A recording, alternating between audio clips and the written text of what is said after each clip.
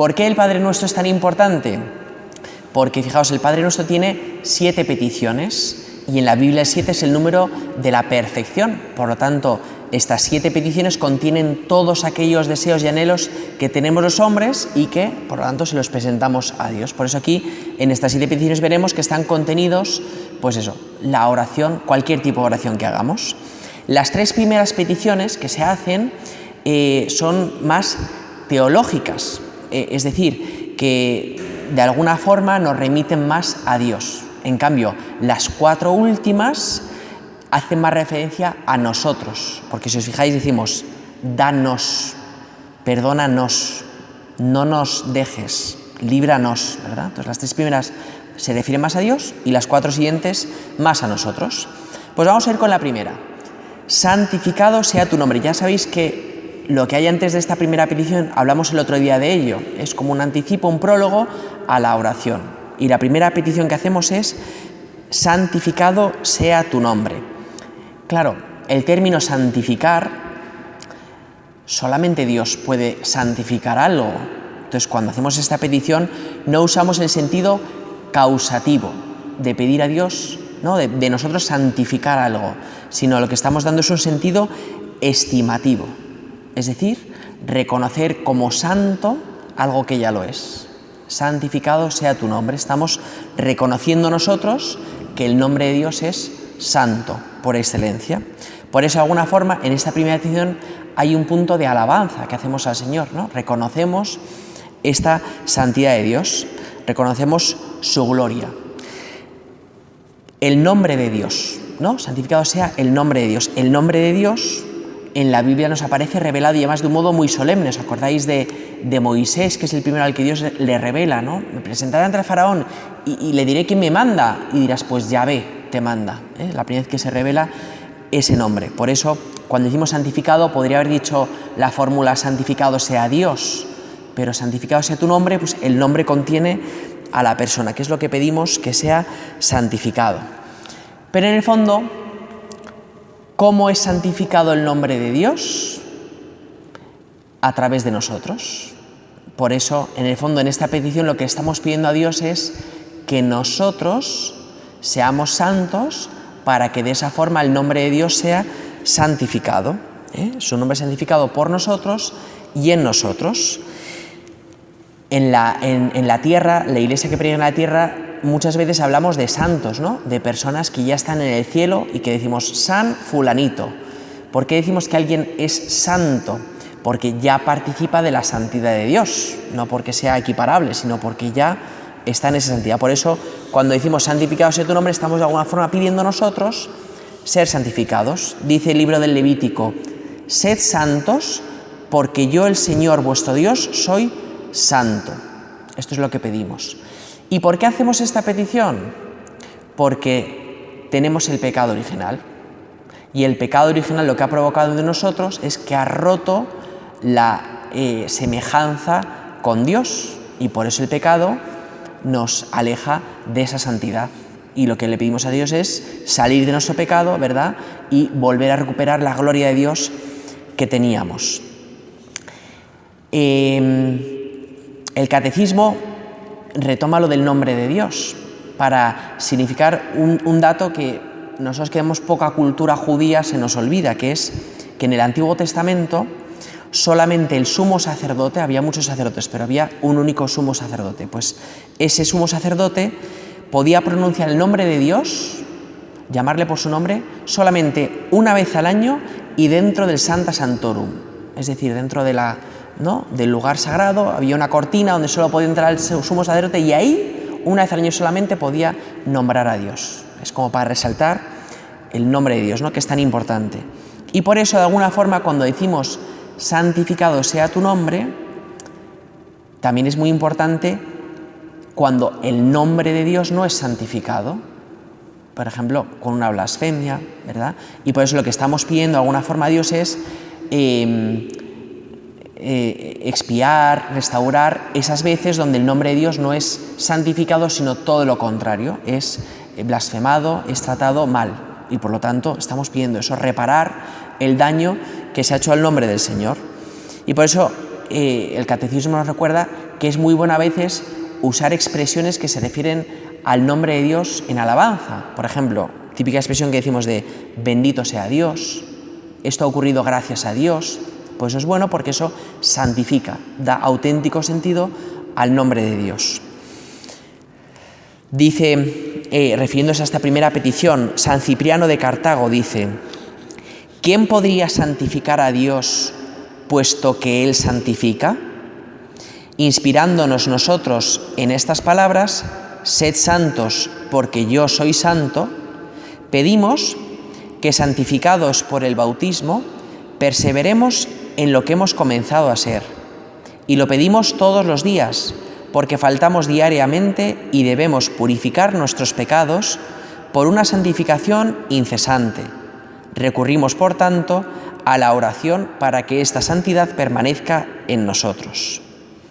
Y cita otro texto, el Catecismo, que es de Tertuliano, que dice así: cuando decimos santificado sea tu nombre, pedimos que sea santificado en nosotros que estamos en Él, pero también en los otros a los que la gracia de Dios espera todavía para conformarnos al precepto que nos obliga a orar por todos, incluso por nuestros enemigos. He ahí por qué no decimos expresamente santificado sea tu nombre en nosotros, porque pedimos que lo sea en todos los hombres. Como veis, Tertuliano amplía un poco esto, ¿no? Y dice, oye, santificado sea tu nombre, nosotros siendo santos, y pedimos también la santidad para los demás, para que sea santificado el nombre de Dios. Bueno, esta es la primera petición. Segunda, venga a nosotros tu reino. En esta petición lo que pedimos es que se acabe el mundo, que vuelva la segunda venida de Cristo, Maranatá, ven Señor Jesús, es lo que estamos pidiendo, venga a nosotros tu reino. Pero el Catecismo nos recuerda y dice que deseemos, que anhelemos ya el fin del mundo, el unirnos con Dios plenamente, no significa que nos distraigamos de la tarea que tenemos en el presente, que es hacer que en el mundo de hoy también venga el reino de Dios, venga su justicia, su paz, su libertad al mundo que ya tenemos en la tierra. Por eso esta petición es como doble sentido, ¿no? Venga a nosotros cuanto antes ese final de los tiempos y también que en el presente que yo vivo venga el reino de los cielos, porque la Iglesia tiene la misión en la tierra de sembrar el reino de los cielos. Por lo tanto, ¿qué estamos pidiendo? En positivo esto. Y en negativo, ¿qué estamos pidiendo? Pues que los falsos ídolos que anidan dentro de mí sean expulsados, porque el reino de Dios también habita no solo en la tierra, en las estructuras sociales, sino también en mí. Por eso, igual que antes pedíamos ser santos, ahora pedimos algo parecido, pero que venga a nosotros el reino de los cielos, es decir, que salga aquello que en mi interior, en mi corazón, no reina Cristo, donde Él no es el Rey. Y del mismo modo, esa expulsión de los ídolos lo pedimos para las estructuras de la tierra. Venga a nosotros tu reino, pues significa que pedimos que haya consecuencias sociales. Por eso un cristiano nos preocupamos de vivir la caridad. Y es lo que estamos haciendo en esta petición. Venga a nosotros tu reino, que se acabe la pobreza, que se acaben las injusticias en el mundo, ¿no? Que reine Dios solamente. Y aquí dice el Catecismo, es importante, igual que pedimos, ¿no? que se acabe la pobreza, todas estas cosas, es importante, dice, distinguir entre el crecimiento del reino de Dios y el progreso de la cultura y la promoción de la sociedad. Es decir, que de alguna forma no confundamos la Iglesia con una ONG, ¿no? Pedimos no solamente que haya justicia en el mundo, sino que reine Cristo, que son dos cosas muy parecidas pero muy distintas, porque puede haber justicia en el mundo sin que Dios exista, o sea, sin que Dios reine, o Dios puede reinar en un mundo de guerras e injusticias y paz. Entonces, las dos cosas son dos matices, pero que el Catecismo dice que hay que distinguir, porque igual que la fe sin vivir la caridad es una fe muerta, pues lo mismo, ¿no? Buscamos ese reino de los cielos. Venga a nosotros tu reino, la segunda petición. La tercera petición, hágase tu voluntad en la tierra como en el cielo. Esta es como muy fácil de entender. ¿Qué es lo que estamos pidiendo? Que se cumpla la voluntad de Dios en la tierra. ¿verdad? Pero claro, ¿cuál es la voluntad de Dios? El catecismo da respuesta a esto. La voluntad de nuestro Padre es, y cita 1 Timoteo, que todos los hombres se salven y lleguen al conocimiento de la verdad. Por lo tanto, ¿qué estamos pidiendo a Dios cuando decimos hágase tu voluntad? Pues de alguna forma estamos recordándonos a nosotros mismos que la voluntad de Dios es que todos se salven, y por lo tanto nos estamos recordando que tenemos que ser misioneros, que tenemos que evangelizar en el mundo en que vivimos, ¿verdad? Entonces, hágase tu voluntad es una de las peticiones que hacemos, que se cumpla, Señor, lo que tú más deseas, y por lo tanto es que todos los hombres se salven. Cristo es el que cumplió plenamente la voluntad de Dios, y cita algunos textos de esto. He aquí que yo vengo, Dios, para hacer tu voluntad. Yo hago siempre lo que le agrada al Padre. En Getsemaní, que no se haga mi voluntad, sino la tuya. Por lo tanto, que esto es lo que estamos pidiendo. Lo que le pedimos al Señor es parecernos a Cristo. Que nuestro deseo, nuestro anhelo sea siempre cumplir la voluntad del Padre. Que esto sea lo que reine en nuestro corazón. Y por lo tanto, pues de alguna forma, ¿qué es lo que estamos pidiendo? Que Dios fortalezca nuestra voluntad, ¿no? Porque igual que tenemos este deseo y si lo pedimos al Señor, muchas veces no cumplimos la voluntad de Dios, no porque no la deseemos, sino porque nos falta fuerzas. Entonces estamos pidiendo fortaleza para poder cumplir la voluntad de Dios, Y curiosamente nos recuerda una cosa el catecismo, que es que la voluntad de Dios, aunque nos ata, ¿no? Nos hace vivir, cumplir la voluntad de otro, aunque nos ata, nos hace libres. Es curioso, ¿no? Obediencia y libertad se conjugan, porque en el fondo cumplir la voluntad de Dios significa aspirar a hacer el bien, la justicia, la verdad y por lo tanto la libertad, ¿no? Quien busca cumplir la voluntad, le ocurre esto. Entonces, por lo tanto, de alguna forma en esta petición tenemos esto, discernir la voluntad de Dios, hágase tu voluntad, pues Señor, te pedimos cuál es, poder conocerla y luego constancia para poder cumplirla. Y aquí hay dos parábolas que nos pueden ayudar a entender esta petición. Una es la parábola de los 2 hijos, que aparece en Mateo 21, que os la recuerdo por si acaso. Dice el Señor, ¿qué os parece? Un hombre tenía 2 hijos. Se acercó al primero y le dijo, Hijo, ve hoy a trabajar en la viña. Él le contestó, no quiero, pero después se arrepintió y fue. Se acercó al segundo y le dijo lo mismo. Él le contestó, voy, Señor, pero no fue. ¿Quién de los 2 cumplió la voluntad de su padre? Y contestaron, el primero, ¿verdad? Entonces, de alguna forma esta parábola nos recuerda que obras son amores, es decir, que cumplir la voluntad de Dios significa hechos, no vale decirlo de palabra. Y el catecismo recuerda otro pasaje de Mateo 7, donde se dice, no todo el que me dice Señor, Señor, entrará en el reino de los cielos, sino el que hace la voluntad de mi Padre que está en los cielos. Entonces, de alguna forma nos recuerda que hay que pedir a Dios fortaleza para poner en práctica aquello que deseamos. Y también en esta petición hay que pedir más cosas. Y una de ellas es que hay que pedir que la Iglesia sea fiel a la voluntad de Dios, ¿verdad? Esto hay que pedirlo, ¿no? La Iglesia se entiende, pues, a veces pedir que el Papa sea fiel a la voluntad de Dios, que los obispos, que los sacerdotes, que nosotros, ¿no? Es decir, que la Iglesia seamos fieles a la voluntad de Dios y no a nuestros planes. Porque el peligro de esta petición, ¿cuál es? Acercar la voluntad de Dios a la mía, ¿no? Entonces yo digo, hágase tu voluntad, pero me gustaría que fuese esta, ¿no? Y eso es maravilloso y estamos en el derecho de pedírselo al Señor, pero lo importante es que le pidamos, Señor, que se haga tu voluntad. Yo te presento mis deseos, pero mi petición es que yo tenga fuerza para cumplir los tuyos y no los míos, ¿vale? Para no manipular esta voluntad de Dios.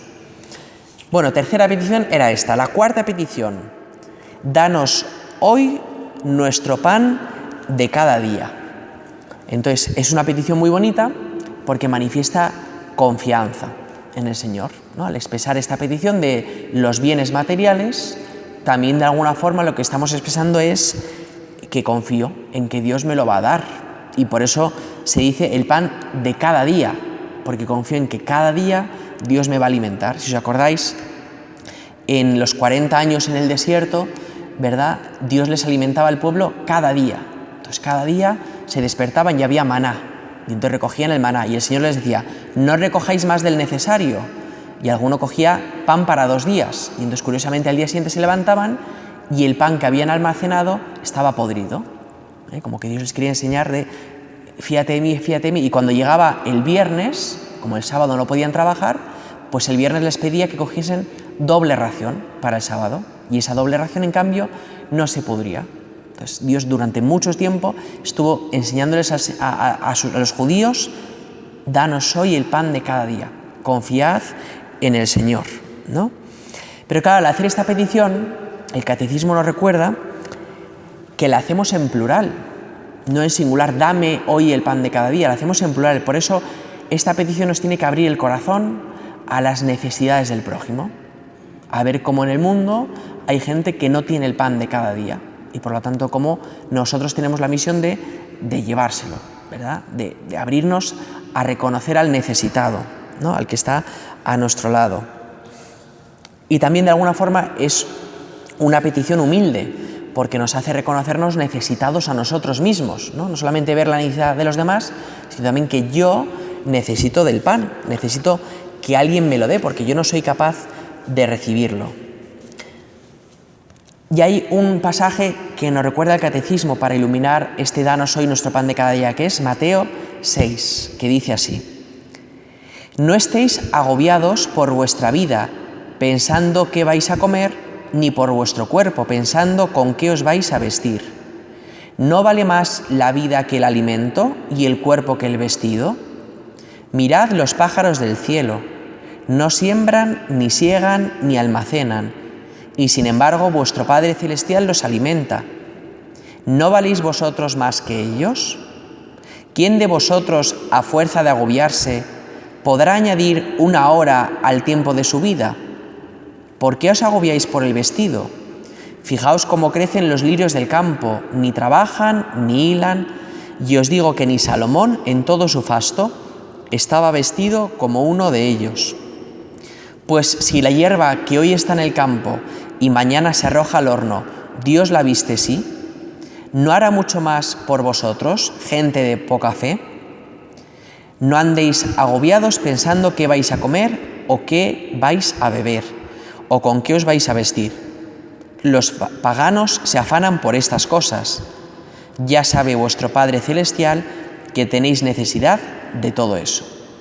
Entonces, como veis, este pasaje que ilumina esta petición del Padre Nuestro, lo que nos recuerda es confía en Dios, que te va a alimentar cada día. No nos habla de ser pasivos, de no hagas nada, que tranquilo, que ya Dios te va a traer el pan, sino de no andar agobiados, no andar tan preocupados por los bienes materiales, sino aprender a vivir el abandono filial. Y también, como os decía, esta petición nos ayuda a abrirnos al prójimo, ¿no?, a estar pendiente de los demás. Y aquí el catecismo nos recuerda 2 parábolas. Una es la parábola del pobre Lázaro, que os la voy a leer, que está en Lucas 16. Dice así: había un hombre rico que se vestía de púrpura y de lino y banqueteaba cada día, y un mendigo llamado Lázaro estaba echado en su portal, cubierto de llagas, y con ganas de saciarse de lo que caía de la mesa del rico, y hasta los perros venían y le lamían las llagas. Sucedió que murió el mendigo, y fue llevado por los ángeles al seno de Abraham. Murió también el rico y fue enterrado, y estando en el infierno, en medio de los tormentos, levantó los ojos y vio de lejos a Abraham y a Lázaro en su seno, y gritando dijo: Padre Abraham, ten piedad de mí, y manda a Lázaro que moje en agua la punta del dedo y me refresque la lengua, porque me torturan estas llamas. Pero Abraham le dijo: Hijo, recuerda que recibiste tus bienes en tu vida, y Lázaro, a su vez, males. Por eso ahora él es aquí consolado, mientras que tú eres atormentado. Entonces nos recuerda esta parábola eso, los bienes materiales, cómo hay que aprender a darlos. Y la otra parábola, que no os la leo porque es más larga, es la del juicio final, que es cuando Dios recuerda: cada vez que disteis de comer a uno, a mí me disteis de comer, ¿no? Por lo tanto, como recordándonos que si le pido a Dios el pan de cada día es también para poder yo darlo, compartirlo. Por eso el Catecismo nos recuerda que pedimos: danos hoy nuestro pan, en plural, ¿no? ¿Por qué? Porque invita a compartir los bienes, ¿verdad? Materiales y espirituales. Y esto es muy importante, porque hemos hablado mucho de peticiones materiales, en este danos hoy nuestro pan, pero hay otra hambre que tienen los hombres, ¿verdad? Y que es el hambre de Dios. Y por eso, danos hoy nuestro pan, para que podamos compartirlo con los demás, para que podamos a los demás que no saben que tienen hambre, darles de este alimento que les va a alimentar. Por eso, si os fijáis, había una petición que ya nos hablaba del apostolado, de la evangelización, y esta también, de compartir con los necesitados el gran alimento que es el Señor. No solo de pan vive el hombre, sino de toda palabra que sale de la boca de Dios. Por lo tanto, esta petición nos invita a anunciar el Evangelio a los pobres. Muy bien. ¿Cuál es la pobreza del primer mundo? Pues la pobreza del primer mundo es no la disminución de las riquezas, sino la multiplicación de los deseos. De todos los animales que hay en la tierra, el hombre es el único que come sin tener hambre y bebe sin tener sed. Por lo tanto, el gran problema del hombre es que tenemos múltiples deseos, siempre insatisfechos, pero no nos damos cuenta que el auténtico alimento de nuestra vida, ¿verdad?, es Dios. Por eso hay que alimentar, que es nuestra misión. Muy bien. Y el pan de cada día, pedimos, que esto nos recuerda esto: cada día es la petición de la providencia divina de cada día. Y el Catecismo nos recuerda una cosa que se nos olvida, que es que esta petición claramente alude a la Eucaristía, ¿no?, el alimento, el pan de cada día, y por eso se recuerda lo importante que es, si pedimos el pan de cada día, pues qué bueno es venir a misa cada día para recibir este pan que se nos ofrece gratuitamente. Bueno, vamos a la quinta petición. Perdona nuestras ofensas, como también nosotros perdonamos a los que nos ofenden. Entonces, esta petición es distinta del resto. ¿En qué sentido? En que aquí hay una exigencia al hacer esta petición. Yo pido algo, pero a la vez se me exige algo, ¿verdad? Esto no ocurría en las anteriores, en esta sí. Entonces, nuestra oración va a ser escuchada siempre y cuando hagamos aquello que el Señor nos ha pedido que correspondamos. Este cómo, ¿verdad? Entonces, en el fondo, esta petición empieza con una confesión. Yo confieso que soy un pecador, perdona mis ofensas, ¿verdad? Así empieza esta petición, con humildad, buscando la misericordia de Dios, que es lo que le estamos pidiendo en el fondo, ¿no? Perdóname, Señor, buscamos el perdón de Dios. Pero esta petición implica un compromiso. ¿Por qué implica un compromiso? Porque si no, nuestro corazón está incapacitado para recibir el perdón de Dios. Entonces no es que el Señor nos haga chantaje de si no lo haces yo no lo hago, sino es que un corazón que no perdona es un corazón incapaz de recibir el perdón. Por lo tanto, para abrirse a lo que me estás pidiendo es necesario que tú perdones, ¿no? No hay proporción entre el perdón que recibimos de Dios y el que nosotros perdonamos. O sea, que no es un como igualativo de Dios te perdona tanto como tú perdones, ¿no? Sino que hay una desproporción mucho más grande de lo que Dios nos perdona con lo que nosotros perdonamos a los demás, ¿no? Entonces no es una medida, sino es una condición para poder recibirlo. Y este cómo, que aparece en esta petición, Cristo lo utiliza en otras expresiones. Por ejemplo, sed perfectos como es perfecto vuestro Padre Celestial. Claramente eso es imposible, ¿no? No es un cómo igualativo, sino es un cómo al que yo aspiro. Sed perfectos como es perfecto vuestro Padre. Sed misericordiosos como vuestro Padre es misericordioso. Os doy un mandamiento nuevo, que os améis unos a otros como yo os amo. Entonces, como veis, en estos comos que se utilizan es imposible, no hay igualdad entre un aspecto y otro. Por lo tanto, cuando decimos perdona nuestras ofensas como yo perdono a los que me ofenden, claramente hay desigualdad, pero es condición necesaria para poder perdonar. Y aquí nos cita el Catecismo la parábola del siervo sin entrañas, que os la recuerdo porque esta no traigo, aparece en Mateo 18, pero es de alguien que tiene una gran deuda, se la perdonan y entonces cuando sale de ser perdonado ante el rey se encuentra con otro que le debe una miseria y le exige, si no me lo pagas, ¿verdad?, irás a la cárcel, no sé qué. Y entonces el Señor dice, ojo, arrojadle a la cárcel hasta que pague el último céntimo. Y claramente era imposible, toda la vida estaría en la cárcel. Y dice, esto mismo, acaba así la parábola, esto mismo hará con vosotros mi Padre Celestial si no perdonáis cada uno de corazón a vuestro hermano. Entonces no es que Dios nos vaya a castigar si no perdonamos a nuestro hermano, sino que claramente no puedes recibir el perdón de Dios si tú no perdonas esa pequeñez tan ridícula que debes perdonar a tu hermano. Por lo tanto, el perdón, ¿no? Y el Catecismo nos recuerda algo que a veces confunde a la gente, que es que hay que diferenciar entre los afectos y la voluntad. No está en tu mano el ser capaz de no sentir dolor ante una ofensa. Eso no está en tu mano, eso es un sentimiento, un afecto que se produce en ti. Lo que sí que está en tu mano es la voluntad de querer perdonarle, ¿verdad? Entonces, esto es lo que la Iglesia, lo que Dios nos dice con esta petición, ¿no? No apagar un sentimiento, un deseo que pues el tiempo y el amor lo irá apagando, sino la voluntad de querer perdonar a esta persona, ¿verdad? ¿Hasta qué extremo? Pues lo dice Cristo, hasta llegar a perdonar incluso a mis enemigos, a los que me persiguen, como diciendo, no hay límite en este perdón que Dios nos pide. Sexta petición, no nos dejes caer en la tentación, ¿vale? No nos dejes caer en la tentación. En esta petición lo que imploramos es el espíritu de discernimiento y de fuerza. ¿Veis? Parecido al hágase tu voluntad, que pedíamos fuerza para cumplir la voluntad, pero en este caso no es para cumplir la voluntad, sino que es para no caer en la tentación, en la lucha contra el mal. Por lo tanto, otra vez hay que hacer una distinción entre ser tentado y consentir la tentación.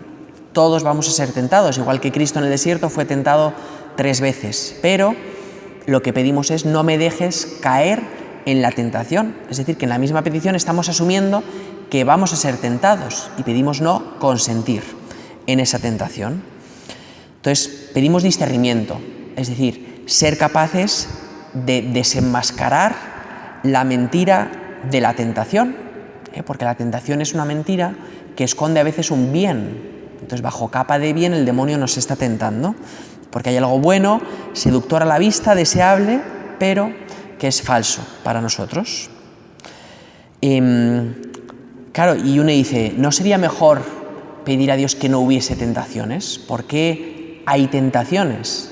Pues Dios permite la prueba para suscitar en nosotros un bien mayor. Por eso, pues bendita prueba a veces que nos hace ser más humildes, más misericordiosos, más necesitados de Dios. Y el Catecismo cita 1 Corintios, donde se dice lo siguiente: no habéis sufrido tentación superior a la medida humana, y fiel es Dios, que no permitirá que seáis tentados por encima de vuestras fuerzas. Antes bien, con la tentación os dará modo de poderla resistir con éxito. Es decir, que Dios va a permitir que seamos tentados, pero si se lo suplicamos nos va a dar siempre la fuerza para vencer a todas las tentaciones. Nunca va a haber una tentación superior a tus fuerzas. Hay veces que la gente cree que eso es verdad, o sea, que eso es mentira, porque es que repito mucho este pecado, entonces ya es imposible dejar este pecado.